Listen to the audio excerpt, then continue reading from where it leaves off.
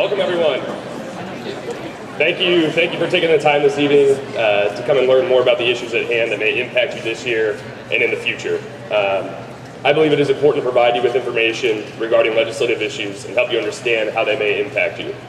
I am joined in this effort by representatives of the Associated Students of the University of Missouri, including their president, Ben Levin. Where's Ben? Right, there he is. Yeah. We also have some incredible officers within MSA, one of them being Camille Hossman, our legislative advocacy officer, who's done a lot of work for this. I'd also like to add, I'd like to thank the UMKC student body president and vice president, Ben and Parker. In fact, I had a special request from Representative Kelly to do a Rouge cheer. So if you guys want to stand up and do that, come on, you got to lead us in a Rouge cheer, not to put any pressure or anything. Go Roos! Roo up! There we go. All right, so now we all know. Yeah. And I'd also like to thank Representative Rowden for making it out, Representative Kelly, President Wolf, Chancellor Deaton for your attendance. I know you guys are all extremely busy. We promise to keep our program to as close as half an hour as possible so you can take full advantage of the pizza. It looks like some of you already have. President Wolf and Chancellor Deaton will be speaking to us tonight, and we have several legislators here who have the opportunity to speak as well. Tonight you'll hear several opinions on this issue. I ask that you please be respectful throughout the event, and at the end we'll open up for questions. With that being said, Zach's going to give you a quick crash course on HB253. Thank you, Nick. Thank you. The primary issue in the news today is a major tax proposal, HB253, which passed the General Assembly last legislative session and was subsequently vetoed by the governor. Next week, legislators will return to Jefferson City for the annual veto session, where they will have the opportunity to override the governor's veto of this and other bills with a 2/3 vote of both chambers. Grow Missouri, the primary coalition in favor of overriding Governor Nixon's veto, states that the bill at its core attempts to reduce state tax burdens on businesses and individuals and give consumers more funds to spend as they see fit. It also attempts to keep Missouri businesses in the state and attract businesses from other states. This bill would lower taxes for all Missourians and generate revenue growth to trigger more tax breaks. In addition, Grow Missouri's website states that the reduction in state income taxes could offset increases in federal taxes and even give a chance to people who have become delinquent on their taxes to get back into compliance with reduced penalties. With that, I'll turn it back over to Nick for the other side. Thanks, Zach. Go on, now we'll give him a round of applause. While there are many potential benefits to this bill, the fiscal note indicates that HB 253 would result in an estimated $800 million annual loss in revenue once fully phased in. Others have said it could be as high as $1.2 billion. Because this potential revenue reduction increases year to year, the bill gets worse over time. Portions of HB 253 are not tied to any trigger whatsoever. And further, the trigger is tied to the state's general revenue and not its tax revenue. Higher education is one area that faces the deepest cuts in tough budget times. With an $800 million state shortfall, switching through papers here. Education would be forced to make difficult decisions that include tuition increases, cutting staff and faculty, decreased wages, or even enrollment caps. Additionally, the bill reinstates a 4% state sales tax on college textbooks, which would make them even more expensive. The issue is not one of Republican or Democrat. It is more about how education is viewed by our legislators. Higher education is first and foremost an investment in Missouri's future and its workforce. Apart from our own self-interest, it is obvious that Missouri's ability to compete in the global economy tomorrow will depend on being able to provide an affordable and high-quality education today. HB 253 threatens Mizzou's ability to provide that education. I'm grateful for UM System President Tim Wolf's leadership on this issue and proud to stand by his and Chancellor Deaton's side in opposition to HB 253. President Wolf, if you'd like to give some remarks.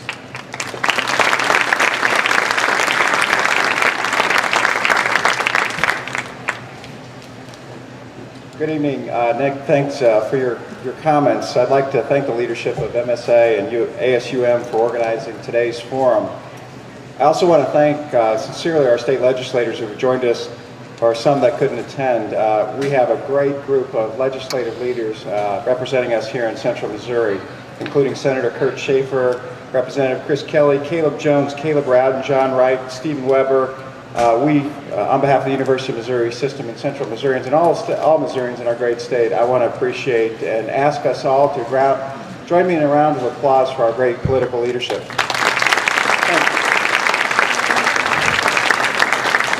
Chris and Caleb are here today. Caleb Brown, would you please stand up so that everybody can attach a face to the name? And thank you again for your leadership. I don't think John might have said he was going to show, but I don't see him around, so if he does show up later, I'll introduce you. The fact that you've heard from Nick and others is that you've taken time out of your day to come listen to what we're talking about, and hopefully this conversation is meaningful and influences your vote and your opinion as you go forward. It also suggests that you care about the university that you've chosen to attend, and I appreciate that again on behalf of the University of Missouri System. I want to take a moment though and just walk you back in time to when you first arrived here on campus. Like all college students, you had expectations of a certain level of services. You could find while you attended MU, like comfortable dorm rooms was an expectation. Wi-Fi access obviously is an expectation. Heating, air conditioning, classrooms, maybe reasonable class sizes were all expectations that you had when you came to MU. These are kind of no-brainers. This is why you showed up, and that's what all colleges deserve and all college students expect, but that comes at a cost. Also, citizens of the state of Missouri have expectations as well. They have expectations of like decent roads, police departments, fire departments, public school, funding of public schools, be it K through 12, higher education, care for elderly or disabled, and that we take care of all of our Missourians. These are expectations, just basic fundamental rights. You could say they're kind of the foundation of a civil society. Well, the reality is all those expectations that we have as Missourians come at a cost, and there's no free lunch. We need taxes to pay for these services. Now I know you've probably been bombarded by all kinds of messages on TV and radio, at least I've had, about taxes and government funding. Many of them are negative. And I'll say as somebody, I spent my career in corporate America. That's all I know is 30 years of business since before I came here. And as a business leader, I didn't like paying taxes. I wanted lower taxes as well. And I fully understand that it does support economic development if you have a business-friendly tax environment. But something else I learned, though, when I was a business leader is you can't just look at the tax incentives or the tax environments. You have to consider all things about that environment when you decide to locate your business there or expand your footprint. And the long-term health of the state economy is directly tied to the quality of its workforce. And that was one of the key indicators that we looked at when we were making decisions on where to locate business.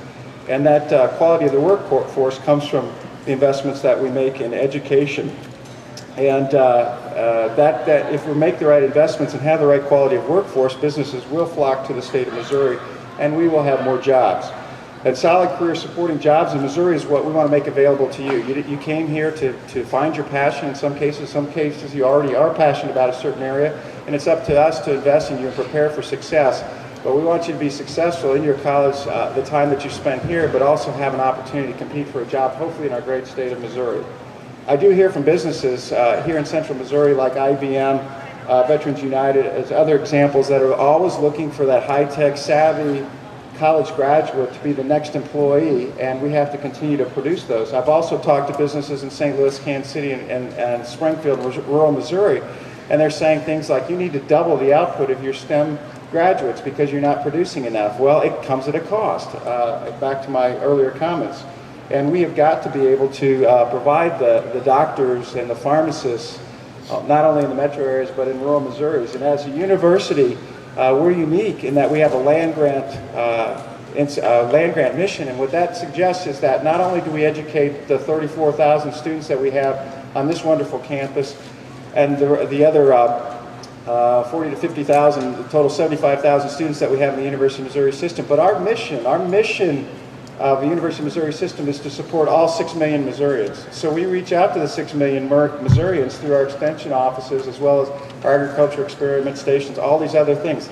It comes at a cost, and those costs we don't want to be just borne by tuition or by the students and the parents. And for us to continue to accomplish this mission, we need to make sure that we attract the right resources to fund that mission. And when there's something that threatens our mission, then I have to speak up about that. And so this is what I would like to have a conversation about you, is the potential. And let me stress the potential of this tax cut. This House Bill 253, as you heard from Nick, has the potential to reduce general revenue by $800 million, could be up to $1.2 billion. And the consequences of that decrease in general revenue on funding to higher education is significant. And so let me just talk about what that significance might be. If that $800 million, this is a hypothetical, I don't believe this is a reality, but a hypothetical.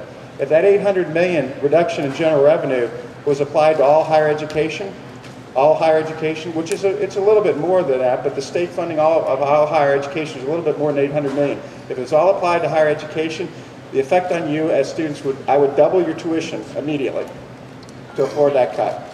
Now, who wants to do that? I don't, but that's just a hypothetical. More realistically, if you take a look at that $800 million reduction and apply that on a pro forma basis to the University of Missouri system, that would represent, just for us to fill back that amount of money that would be lost, that would represent an immediate increase in tuition of 8 to 16%. Who wants to increase the tuition to 8 to 16%? Not me.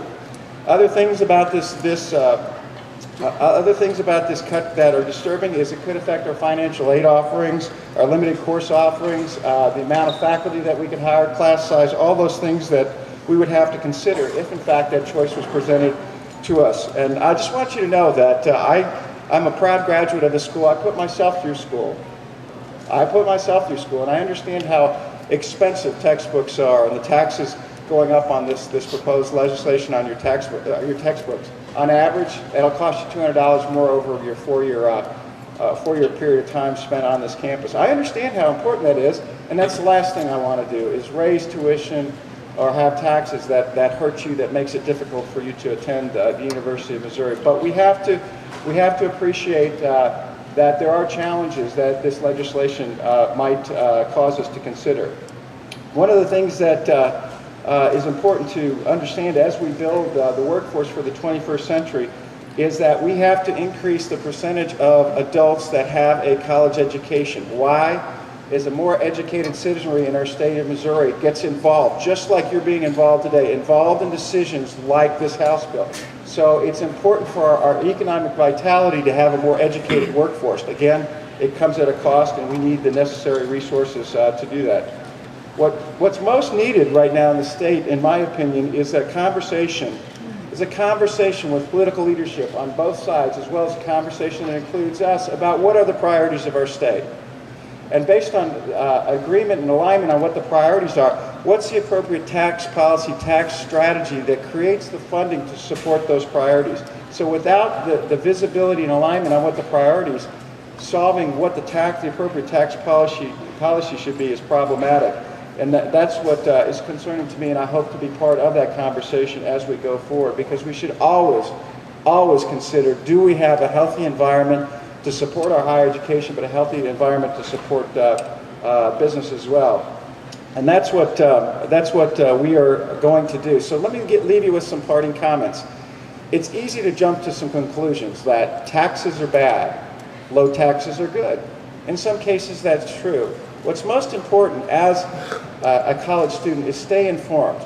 Reach your own opinion. You're going to hear the pros and cons of House Bill 253, and there's two sides of this coin. All I ask you is to read and make an informed decision, and that decision is really up to you. And I want to close again by thanking Nick and the rest of the leadership team for just pulling this conversation together. Thank you for taking time out of your very, very busy day. I know free pizza was a draw for me in college, and it looks like it's a draw for you, but also it's more than free pizza. It's about the opportunity to listen to some significant things that are happening in our great state that will have an effect on you, both short-term and long-term. This is a great university. Let me leave with, we've got great political leadership. I would not ask for another set of political leaders that we've got here in Central Missouri that listen to you as students. They understand the importance of the University of Missouri, MU here specifically in Columbia, and the University of Missouri system in our state, and they're representing us very, very well, and I thank them for that. And lastly, don't forget one thing in college.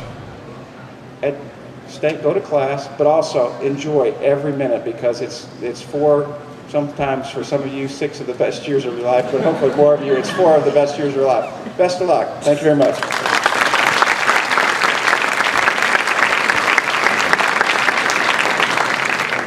Thank you, President Wolf.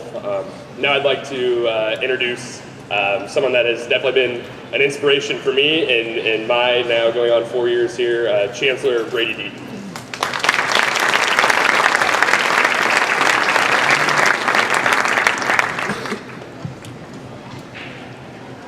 Nick, thank you very much. President Wolf, thank you for those comments. Very informative. And to all of you, thank you for being here. It's just great to begin a wonderful fall semester like this and to see you continuing what I think of as the one Mizzou concern for all that we're doing as an institution of higher education. And your engagement and involvement in such incredibly important issues as this issue of a tax bill that will affect the revenue in the state and will affect what the university has to do. You recognize the significance of that, and you're being here and continuing in this dialogue, as President Wolf urged you to do, is something very valuable for us. Nick, I thank you for your leadership as MSA President, and MSA Vice President Zach Beatty is here and was introduced earlier, I believe, along with ASUM President Ben Levin, who's a past Geyer Award recipient, and the MSA Advocacy Officer, Camille Hosman.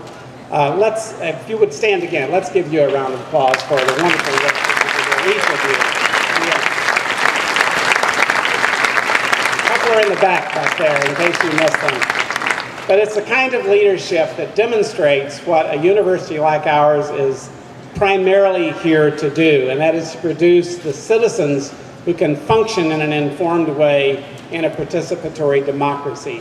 It's very much what we need to be all about, and your commitment to being here and deliberating on these issues is the kind of student involvement that makes us feel very good about what we have been doing as a university. Now, the proposal before us today, as President Wolf emphasized, there's 2 sides to it. We recognize that, but I join with you in being very concerned about the potential negative effect of this particular tax reduction on the quality of student life and of the academic offerings here at our university.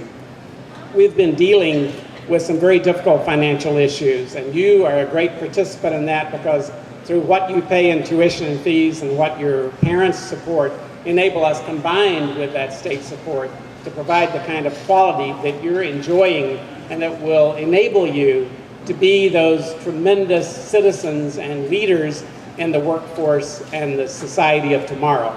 So we have to think about these things in a balanced way, and for every tax reduction, there has to be a cut somewhere in what you do to provide the quality of goods and services in the society. And there has to be a balance there. And my own assessment of business, I've spent a great deal of my career actually looking at business incentives. Business has to have a balanced environment and balanced infrastructure of support for quality of life at the same time that they may be looking for lower taxes. And so we have to be assured as communities and as states that we can provide that balance. And it's that balance that is in question as we look to the future. And when we are concerned, as we are in this particular case for HB253, we're concerned about what it may do for education. And clearly there is nothing more important to the quality of life in our state and in our broader society than the quality of higher education today. Education generally, but here what we're doing is working with you to provide a strong educational system for the future of our society. We're in strong shape as a university right now. We do not want to be weakened. I want to be able, as I look ahead 20 years, 50 years, to have a group of students like you here at the University of Missouri, a university that is a flagship institution, that is a frontier institution, continually pushing on the frontiers of knowledge, scholarship, research, job skills, and training to be prepared for that economy that is facing us as we look to the future. So I want to urge you to stay engaged. Today, it's a tax issue. It's a potential override of a governor's veto. Tomorrow, it will be financial aid. It will be other aspects of public policy that we want you to stay engaged in and use your energy and your sense of understanding these issues and what it means to a group of students here at the University of Missouri. for the future. And we really appreciate our colleagues from UMKC, Ben and Parker, being here with us today. Thank you again for your role in this. I want to join President Wolf in expressing gratitude to our legislators. We have a wonderful group of senators and representatives here in Missouri, particularly here in mid-Missouri. We're very proud of Caleb and Chris and others who are so active in support of our university. And we honor very much that social contract of what legislators do. They're elected to do what is best. We know they support our university for the best objectives in our society today. We appreciate the public service that is represented by our elected representatives. So let me just conclude by again thanking our elected representatives, and thanks to all of you who are so deeply engaged in creating a future for our society. I'm very proud of you, and I'm very proud to be here with you at this particular event. Thanks very much.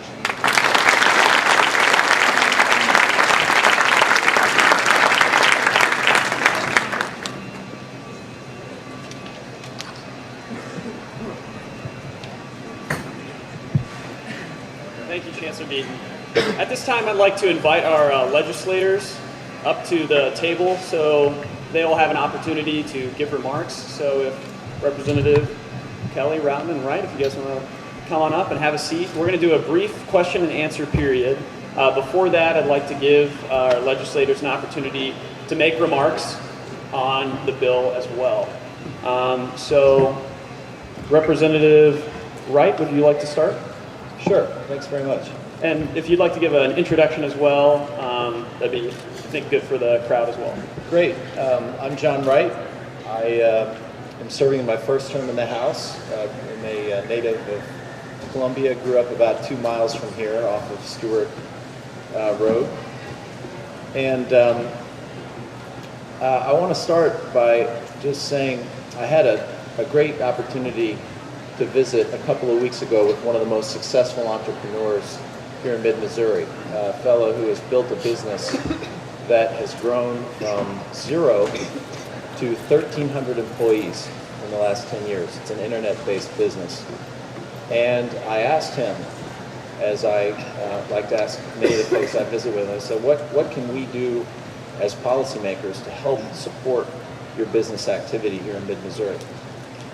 And without hesitating, he said, double the number of IT graduates from the University of Missouri in the next 5 years. He said, technical talent is the lifeblood of our business, and we've grown so fast that we are almost beginning to tap the limits of the great talent that the university is producing. And something I think we've always understood well here in mid-Missouri is the critical link between skill formation, personal opportunity, and long-term economic growth. It's one of the things that has made our community such a vibrant community. And if we are going to continue to have a successful economy into the next century, we have got to stay ahead of the curve in terms of skill formation and education. And that means making the investments that we need to make in K through 12 and in higher ed. I think House Bill 253 is a bill that has been hotly debated. It has some drafting flaws that concern me in particular. Most importantly, there's a feature of the bill that I believe was unintended by the sponsor that would enable, under certain circumstances, if certain federal legislation passes, would enable Missouri taxpayers to draw down on 3 years of past tax returns, which could create as much as a 15% budget deficit in a single year, which would be a very difficult scenario for our schools to manage through. And so, I think the bill was well-intentioned, but I would be in favor of setting it aside this year, coming back, looking at it next year, a little bit more deliberative process, and most importantly, ironing out some of the drafting mistakes that I think were made, honestly made, but were made nevertheless the first time around. Thank you, Representative. Representative Rowden, if you'd like to go next. Well, it's great to be here. Thank you to Nick and the MSA, and thanks to President Wolf, Chancellor Deaton. We appreciate all you guys are doing here, and Chancellor Deaton, your work here will be seen for years and years and years to come. And there's no doubt that the imprint that you put on this university is substantial, and you should very much be thanked for that. And so I appreciate your work. You know, the House Bill 253, I think, has built up some walls amongst some of us. But ultimately, at the end of the day, we're still one Mizzou. And I'm glad to know that will be true long after HB 253 rides into the sunset. I think we're all excited about veto session being over because we get to talk a little bit more about Mizzou football than politics at that point, which I'm pretty stoked about. I'll be really brief with my comments. I just want to touch on two major themes real quick. You know, you have heard plenty of opinions and numbers and conjectures about what HB 253 may or may not do to education funding in the future, and I don't need to revisit those conversations, but I think it's important for each and every person in this room to be very clear on the fact that our legislature, led by some great work in the House by Representative Kelly and others on the Budget Committee, and our Senator Kirk Schaefer, we appropriated roughly $406 million for MU in this upcoming fiscal year, and our governor is currently withholding about $16 million of those dollars. And that's not because the money isn't there. The money is absolutely there. Revenues are up close to 10% this year, and we're talking hundreds of millions of dollars that was not projected to be there, but that is there this year. Now, the governor has the power to withhold appropriated dollars if revenues don't match our appropriations. But my understanding is that he has no constitutional authority to do so otherwise, and yet he is. And I think it's for one simple reason. I think it's political. I think it's politics. The governor's motivation is not to protect funding for education, I don't believe, and I think we can view his past actions. In the last 5 years, he's tried to withhold more than $400 million from higher education in Missouri. Now, some of those years were bad years, there's no question about it.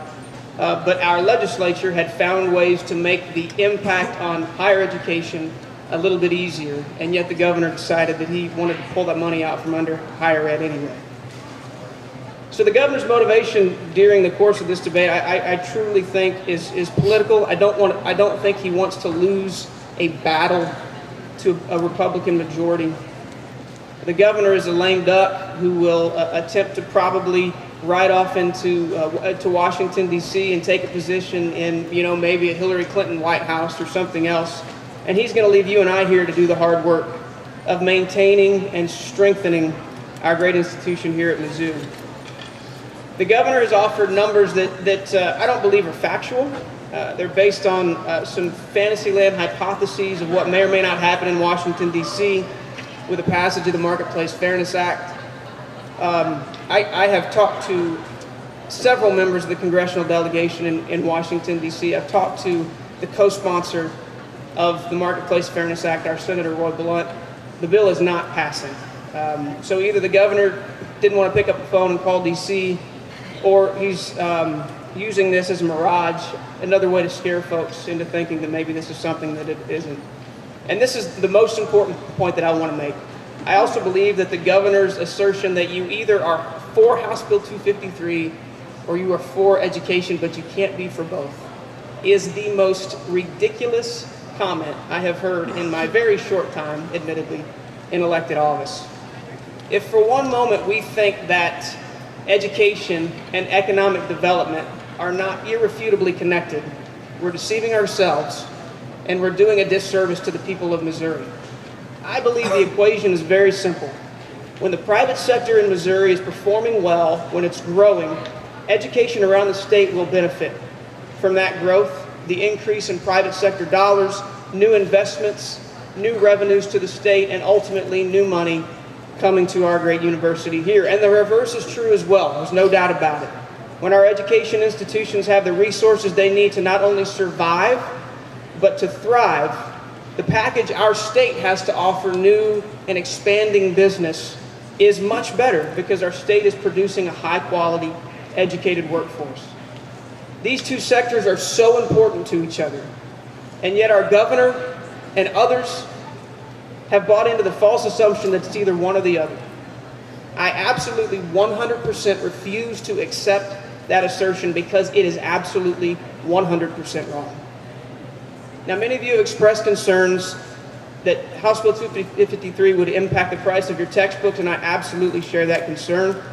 If House Bill 253 is overridden, which is a big if at this point, I have legislation drafted that will fix that error and will ensure that the mistake not only won't impact the price of your textbooks, but won't impact the price of any student's textbooks moving forward. No one in Jeff City, thanks very much. No one in Jeff City has any desire to raise taxes on textbooks. I promise you that, and I'm certain we'll be able to fix it if the situation warrants it. Regardless of the outcome of House Bill 253, I can say with certainty that we will continue to have an ongoing debate about tax reform in Jefferson City. If it's not in the form of House Bill 253, it'll be in another form next year or in a year to follow. And here's my challenge to everybody in this room. We need to have a voice in that debate. Missouri, the University of Missouri, we all know, is the premier education institution, not only in our state, but I would contend in our country. And not only that, it is a huge economic development engine in this community and in our state. I think it's imperative that whatever conversation is had in the future, as we talk about the interaction between economic development and education, as that conversation evolves, the University of Missouri has to have a loud voice in that discussion. So my point is this: there will be life after House Bill 253. It's not the end of the world, and it's not the end of tax reform discussion in Missouri, regardless of whether House Bill 253 passes.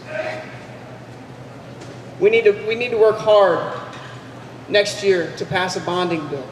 We need to work hard next year to hone in on the areas of our economy where the jobs are. And we need to provide incentives for folks to come to the University of Missouri, be trained in those areas, and then keep their skills and their talents here in our state.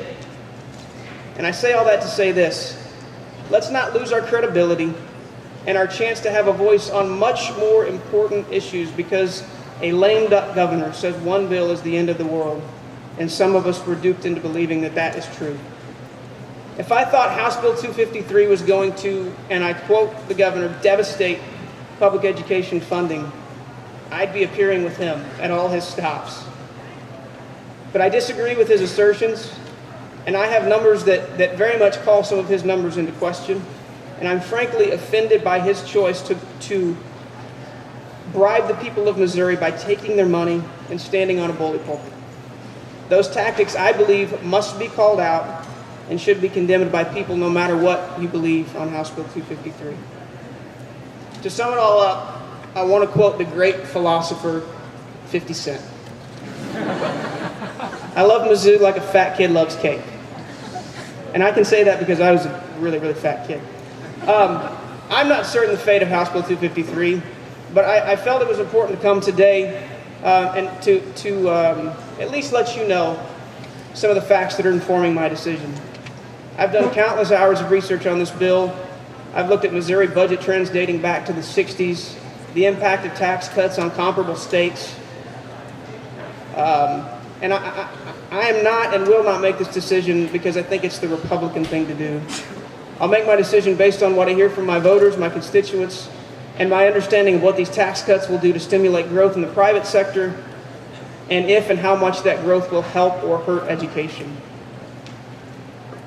The governor and, frankly, people on my side of the aisle have made this debate way too political, and I think that's unfortunate. On September 12, after HB 253 has been decided, I'll still be on your side. Outside of working to bring new jobs, new business to Missouri, the most important thing that I think I can do in Jefferson City is provide new resources, new dollars, new incentives for public education, for the University of Missouri. I'll fight for Mizzou until the day I leave Jeff City because I believe in Mizzou. I believe what we do here, both educationally and economically, is some of the most important work being done to help solidify our state's future. Simply put, it's worth fighting for. Thanks again for the invitation to be here, and I look forward to genuinely look forward to working with each and every one of you to make this institution the best place it can be in the years to come. Thanks so much.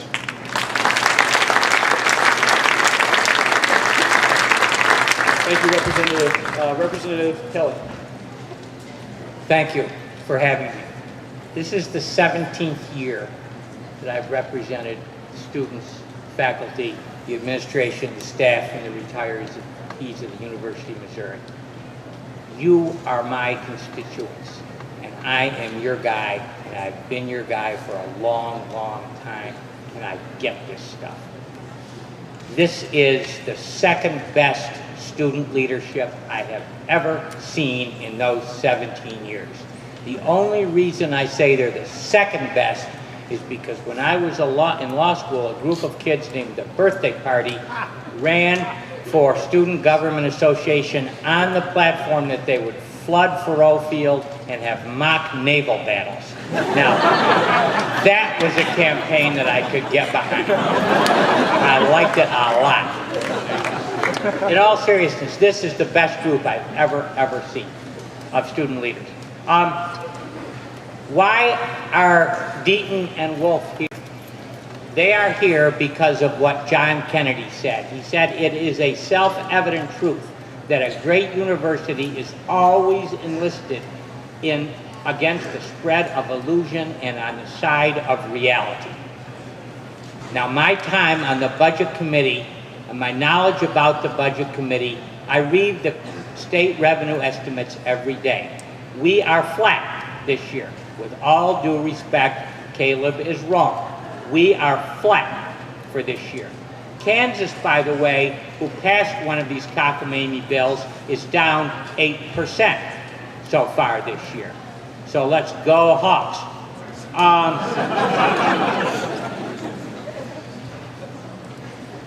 I want you to think about this bill in the context of your own lives. If you were a student and you turned this bill in as homework, what this bill does, they've talked about the educational aspects on this. This bill increases the sales tax on prescription drugs. Now think about that. And when told that, the sponsors, let's be frank, the Republicans said, first, it doesn't do that. When somebody pointed to them in the bill and showed them where it did that, they said, that's Nixon's fault, which is roughly equivalent to saying the governor's dog ate my homework. It's their bill, they put it in there, I agree by accident, but conceive for a moment how sloppy that is to put a prescription drug increase accidentally into an income tax bill. The bill raises the taxes on textbooks. They say accidentally. I agree. Think how sloppy that is to put a tax increase on textbooks in an income tax bill by accident.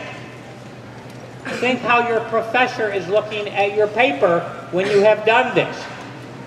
The bill has accidentally a 3-year retroactive feature, which means that income taxpayers can go back 3 years and take tax decreases going back, which is a $1.2 billion mistake.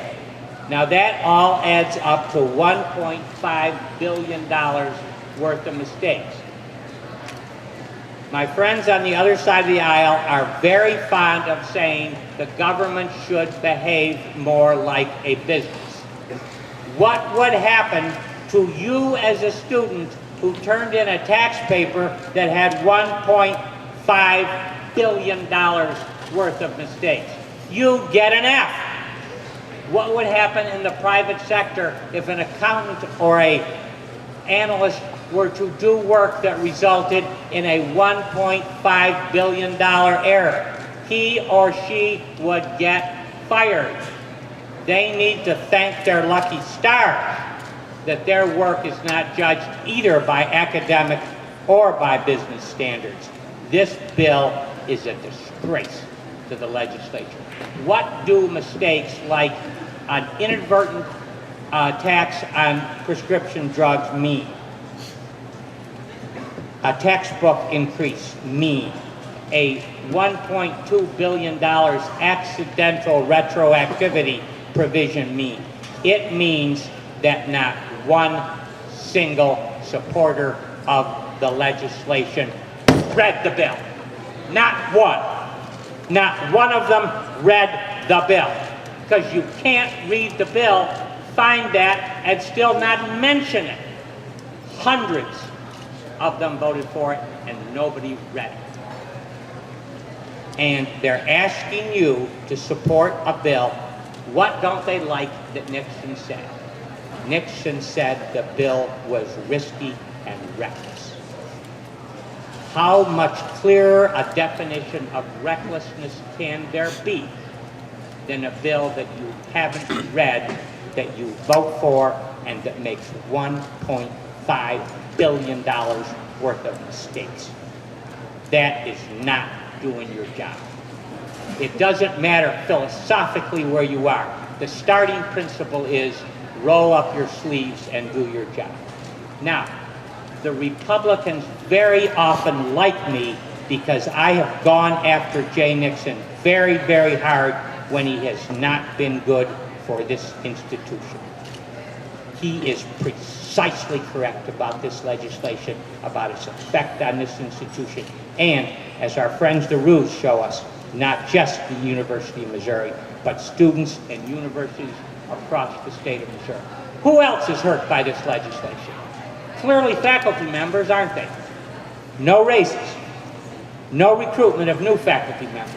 Who else is hurt? University retirees. Why? Because university retirement is not covered by the tax decrease portions of the bill. Who else? State employees. Why? State employees are not covered. State retirees are not covered by the income tax portions of the bill. Who else? Social Security income is not covered by the income portions of the bill. They don't even know those things. It's, how could you possibly be more reckless than that? Now this bill, I've seen a lot of stuff that's going to hurt the university. And the fact is, the legislature, both Democratic and Republican, has had a thin wire around the neck of this place for 15 years and is drawing inexorably tighter. If this place not only doesn't quit getting cut, but gets some serious more money, it's going to continue to decline. And I tragically say continue. We need serious money. We don't need to be doing evidently reckless legislation. Thanks for letting me be your state representative.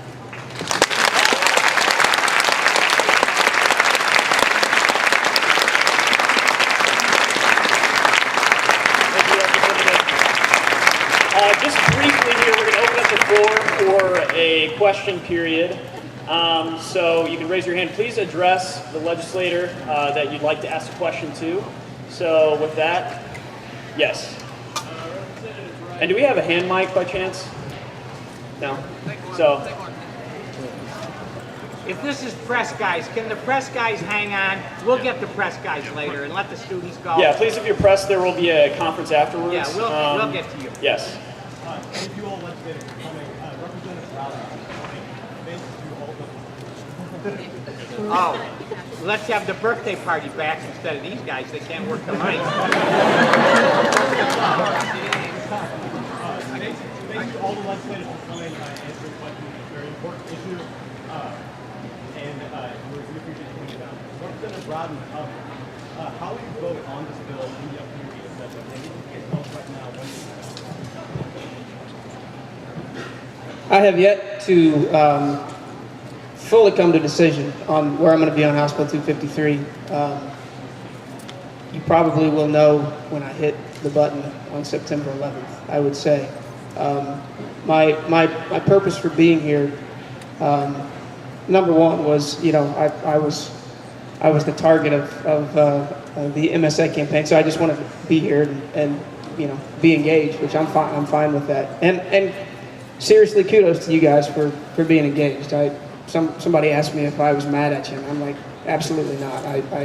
I think what you're doing is to be commended, and you know there's a lot of students that roam around the campus that have no idea what's going on in this realm. So kudos to you. So you know, like I said, we're still doing research. I'm literally talking to House Appropriations almost daily. You know, talking about potential ramifications, positive, negative, and like I said, we've done a lot of additional research that can't be necessarily defined in a fiscal note or whatever else about how some of these cuts have impacted other states, comparable states. You know, I don't necessarily agree that we had many of you maybe heard about the governor of Texas that came into our state, and you know, it was a very highly lauded event. We can't compare ourselves to Texas. Texas is just a different state for a lot of reasons, geographically, demographically, and otherwise. But so some other states, Tennessee, Oklahoma, that you know, have done some of these things. How that impacted education funding. You know, in Kansas, frankly, we don't know enough yet. I don't think. And truth be told, this bill has little to no resemblance to what's happened in Kansas. So I think that's important to remember too. So you know, for me, it'll be a numbers thing, and I think by September 10th, when I go to bed, maybe I'll know what's up. So. Thank you. What other questions do we have out there? Yes. Okay, this is more of a general question, I guess, but as was suggested tonight, and I think we shared as like it's a big goal tonight, is for us as students to come up with our own opinions and be critical of the situation of individuals. And I guess with such a big disparity between just simple things that you guys have made as far as revenue and things like that goes, I'm just wondering how we as students can be critical of those things when, I mean, depending on which side or which voice we decide to listen to, we have completely different facts, right, on this issue and any issue. Just to repeat the question for you guys out there, she asked, with all of the disparity and the different claims and the issues and different facts, how can we as students know how to filter through that information and find what the real facts are? Does anyone want to take that? That's a great question, and I'll answer it in brief. You can download the bill online and you can read it, and I encourage you to do that. The bill summary has what's called a fiscal note, which is the House Research's best attempt to quantify the fiscal impact of the bill. And you can also read the Attorney General's letter published just this past week, expressing the Attorney General's legal opinion on this question of the 3-year look back, which is the $1.2 billion of the $1.5 billion that Chris is referring to. But I strongly encourage you to do your own primary research because you're right, in the political arena, a lot of assertions are made back and forth, and we all need to ground ourselves in the numbers and the reality as best as we can. It's a great question. Thank you, Representative Wright. What other questions These do we have? things are facts, are indisputable facts. One, the bill imposes a tax on prescription medicine. That's an indisputable fact. Two, the bill imposes a tax on textbooks. That's an indisputable fact. Three, the bill allows for 3-year recovery of taxes. That is an indisputable fact. Those 3 things are not disputable, and that they are mistakes is something which I am willing to grant to the other side, as they say they are mistakes. But if they're not mistakes, they're pretty nefarious, aren't they? So they're either mistakes, which I'm willing to go with, or they're malicious. Yes, we had a question in the hat. For those who are for the bill up on the stage, it's not going to help us. Or how is the bill going to help us if it's not going to hurt the university? Just to repeat the question, how is the bill going to help us if it's not going to hurt us, as you're saying?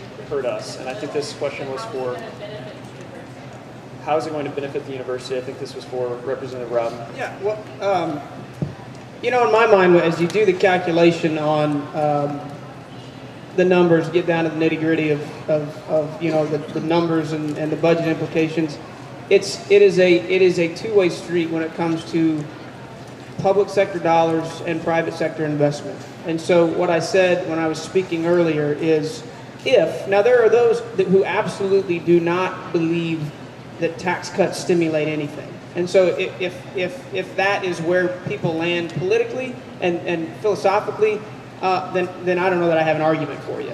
But for folks who are open to a dialogue about tax cuts, providing stimulation, putting more dollars in people's pockets, ultimately there is the opportunity and there is the chance that those dollars get invested back into local economies, which in turn come back to our state in the form of tax revenues, and which in turn go to make new investments in resources for the university, for higher education institutions, for K through 12 education, so on and so forth. So it comes down to, right now we sit, I think, roughly 47th out of 50 in many economic development categories. We also sit very, very low on education funding categories. So somehow, some way, those two things, those two numbers have to change. They have to change if we are going to improve our position in a global marketplace. And so we have to take a look at opportunities that we have outside of what we've already done, because it's pretty darn clear that what we've done isn't working, because those two numbers indicate that. And so maybe this is the right thing, maybe this isn't the right thing, but we have to take a look at new opportunities to make key investments, both in the public sector, the higher education institutions, K through 12, etc., and in the private sector. And there is a balance there. There has to be a balance there.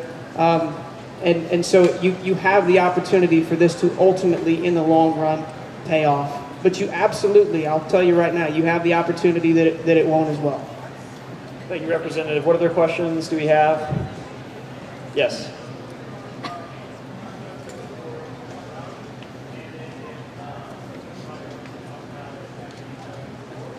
All right, questions for Representative Rowden?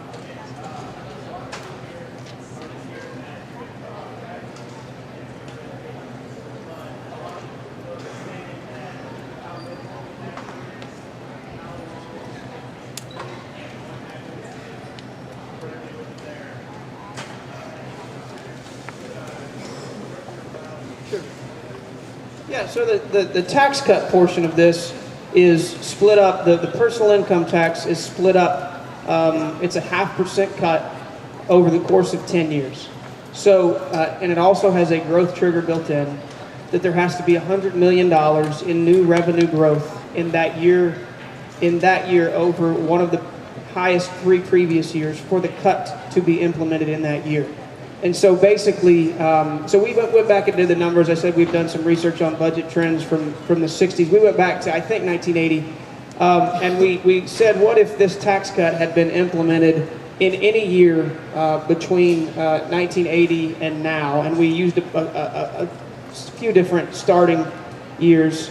And the shortest amount of time that it would have taken, given how our economy grew, would have been 16 years for this cut to be fully implemented. It's a cut split 10 ways, but if there's not enough growth, then the cut doesn't happen. And so there's a 16-year full phase-in of this. And so from 1990 to 2006, our state economy grew by $2.8 billion during that time. So even if you were to have put this tax cut in place and cut $800 million out of that, which that fiscal note, there, you can make an argument that that's not completely correct, but we don't need to go into that tonight. But if you would have done that, there's still $2 billion of growth during that time. And so I think as far as some of the cuts go, I think the growth trigger is important, and I think that's something that at least, people that don't like the bill still are not going to like the bill, and I'm okay with that. But at least it is a more of a calculated attempt to provide tax relief and bring tax reform to our state. The bill in Kansas that people so eloquently refer to had no growth trigger. They cut more taxes, and they did it in 18 months, I think. We're making a smaller cut with growth triggers built into it, and it happens over 10 years. More realistically would probably be 15 to 20. So I can say with certainty that this wouldn't have the impact that Kansas has had. I will readily admit that Kansas's bill is extremely short-sighted. And I've said that before. I said that on the House floor this year. So there are some major differences, and you have the opportunity to make your own opinions as to if that helps or hinders what we're doing. Two quick points. Number one, the intention of the bill was to take future growth and divide that growth between tax cuts and growth in tax revenues. And so I believe that the intentions of the bill were reasonable, but this is why the drafting gets an F. And I completely agree with Chris's assessment. Because if federal legislation around the Federal Marketplace Act passes, it hits an accidental trigger that the drafters of the bill didn't intend to write in, but which they did write into the bill, which leads to a $1.2 billion drop-off in year one in state revenues, the first year. We have about an $8 billion budget. 1.2 billion in revenues is about 15%. 15% of our general revenue lost in year one. And we have a lot of other very important uses for our general revenue funds. We're not going to start letting prisoners out of prison. We are not going to give up federal match programs whereby dollars we spend are matched 2 or 3 to 1 by federal dollars. And so if we have a 15% one-year drop in our general revenues, you can bet that the state's allocation to higher education will drop by more than 15% in that year. That's simple arithmetic. It was an unintended consequence. But it's a consequence nonetheless. That's point number one. Point number two is, if you look back at our commitment to higher education in this state over the last 12 years, we have asked the young people of this state to step up and work hard, get good grades in high school, apply, get accepted to college, enroll, and make all the sacrifices that you have to make to enroll in college. And you've answered that call. Enrollment in the University of Missouri and in our public colleges and universities across the state is up 1/3. 1/3 more students today than we had just 12 years ago in 2000. The level of dollars that our state allocates to the University of Missouri is approximately the same today, about $400 million, as what it was in 2000. And so our state allocation per pupil before this tax cut is already down 1/3 from what it was when I was in college. And in fact, the value of a dollar because of inflation is about 20% less today than it was in the year 2000. So in real terms, our public commitment to the University of Missouri has fallen by about 50% per student. Now, about 80% of the cost of running a college university is personnel. And so what happens? Well, since 2005, in our public colleges and universities, our student-to-faculty ratio is up 25%. And so these pressures have been building within higher education, not just at the University of Missouri, but also at our other public colleges and universities across Missouri. And so, even set aside for a moment the disaster scenario if that $1.2 billion trigger gets tripped, and I hope it never does. But I think we have to ask ourselves what our priorities are and whether, in the context of our history of a 50% real decline in funding per pupil, if now is the time to be reallocating resources away from higher education back towards other things. Thank you, I Representative. want to ask the supporters of this legislation 2 questions. One, the best argument that the supporters have is that this will only hurt a little bit now, and later on it might help. So we're only going to hurt the university a little bit now. Again, every year for 12, 13 years now, as John says, it's been, we're only gonna hurt you a little bit. That's not what we should be doing with a great institution. And my other question for the people who support the bill is, how low are your standards for incompetence? How can you conceivably support a piece of legislation which has the degree of sloppiness in it that this bill has?